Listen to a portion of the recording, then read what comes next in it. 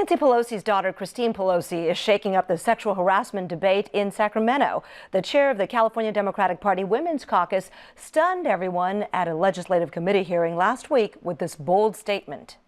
Because what everybody here knows is that we have rapists in this building. We have molesters among us. There are perpetrators, enforcers, and enablers in this building. The spotlight on the state capitol came after 140 women who work there posted a letter last month saying sexual harassment was pervasive there.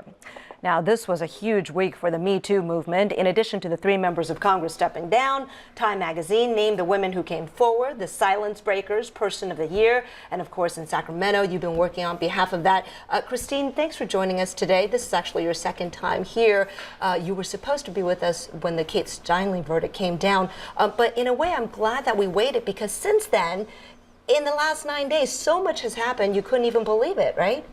It really has been a whirlwind, because what we saw when Adama Iwu, who was the inspiration behind the first Me Too Politics letter, graced the cover of Time magazine as one of the silence breakers, that really put We Said Enough on the map, but it also put the movement on the map. Not just Me Too, not just We Said Enough, but also Trump too, because Trump was actually named by some of the silence breakers as someone who was a sexual predator. So I think it's very important as we go forward.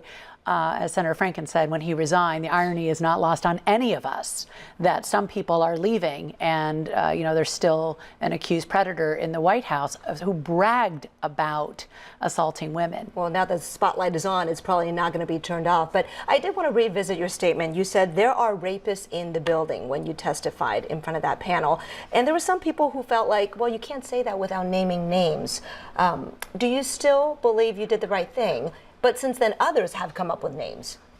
Well, first of all, of course, I think that defending my client's right to privacy and secrecy and not name the names on their behalf was the right thing to do from a legal standpoint, but just from a human standpoint.